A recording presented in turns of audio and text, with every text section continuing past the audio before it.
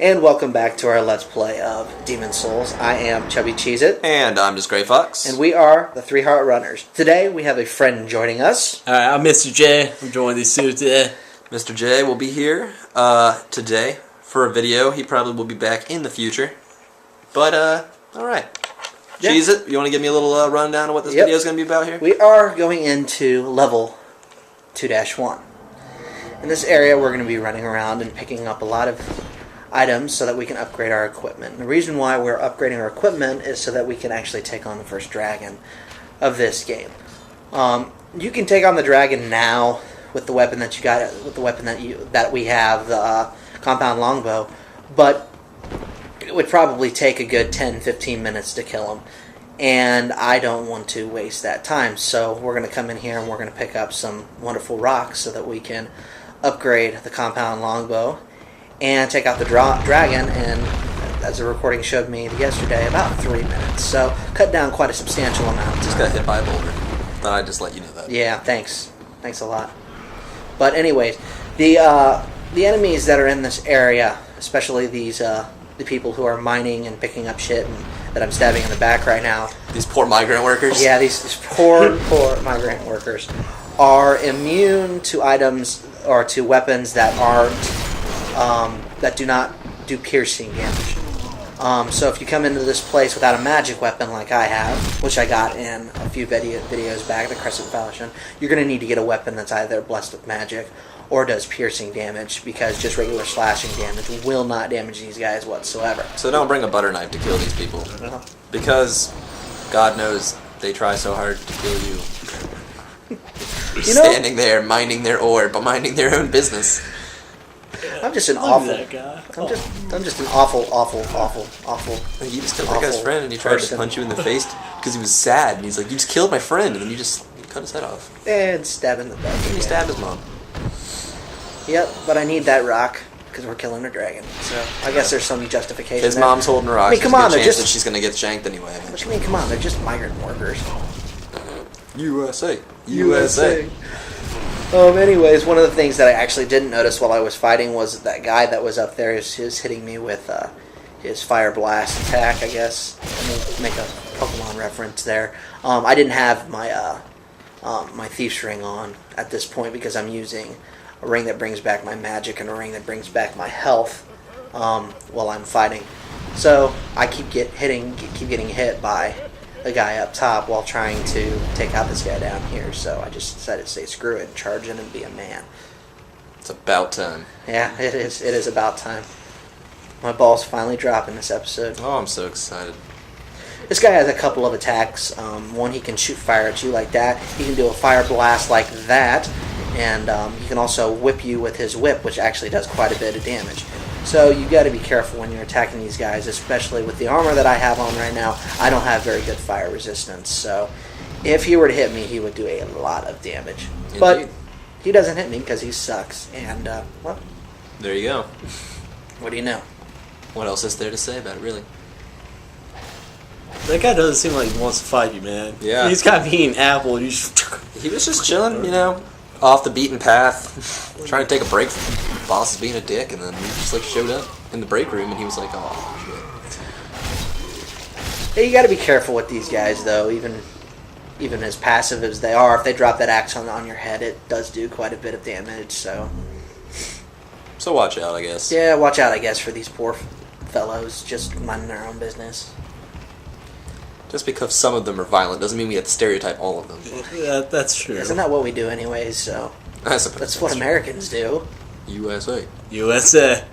All right, be careful when you run across this bridge. Make sure you have your shield up, and also stay right there because it does collapse, as I just showed you. Yep. And make sure, if you haven't played this part yet and you're watching this video as a walkthrough, that you watch that before you try. Because I have fallen off that thing so many times, and it does not come back. Well, the funniest part about it is I told you not to fall down that thing how many times, and you still do. It still happens every time you play the game. Indeed.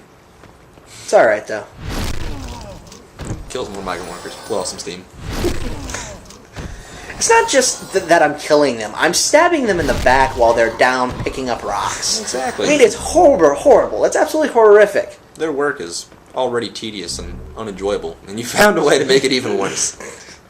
They're already being haunted by ghosts. Did you see that? Not only is this place a crappy environment to work, but you also are haunted. At work every day. I don't think OSHA would really approve of these working conditions. Right? And it's just this ghost guy trying to pull this lever 24 hours, and you're like, dude, you can't physically touch it.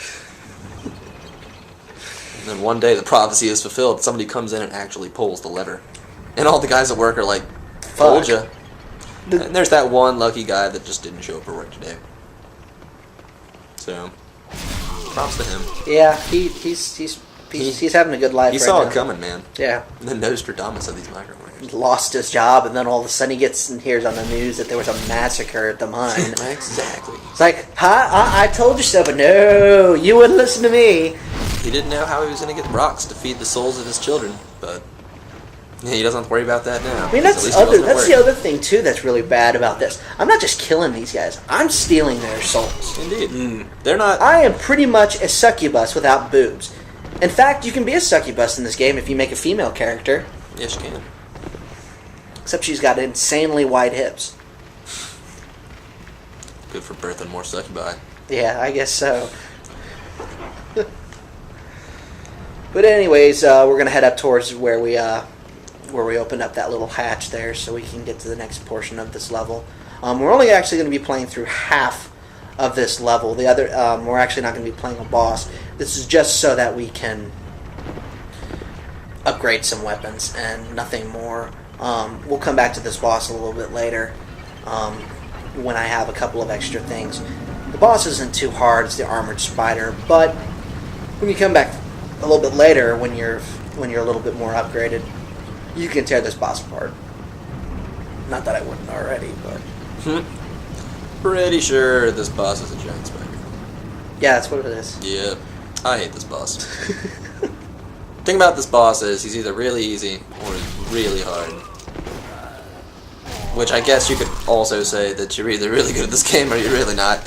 Well, it's But- what makes the boss hard is that there's one attack that's almost virtually unavoidable, unless you know exactly when it's coming and you know exactly when it's going to do These it. guys have been working so long they're actually in the sunlight. They have the primo jobs, man. Fresh ventilated air all the time, sunlight shining on. And then a falchion up their rear. Exactly. You know, this always so happy this first day, like in the sunlight. Oh yeah. Just took that away. He hasn't seen anything but the inside of that cave in years, and yet today is one day to go outside and then get to enjoy a nice day, you know, because it looks like a nice day. It's cut short. I think this game would be made much better if my guy would dress up like an angry trucker. He would. It could definitely fit the stereotype.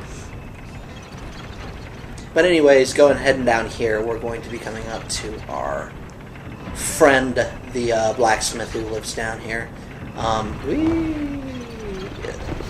That doesn't make any sense, but okay. But this guy, once you get a certain soul to him, he actually will be able to upgrade magical weapons in order for you to get, I guess, more powerful weapons from souls of the demons that you kill. But as of right now, we're just upgrading the compound longbow. We could actually do this. We could actually do this back at the Nexus, but I prefer getting this done now. This part of the area out of the way, so I have access to this guy whenever I want. Because right after we beat World 5, this is the next area that we come into. We run through this extremely quickly as well. So, ironically, this is the only world.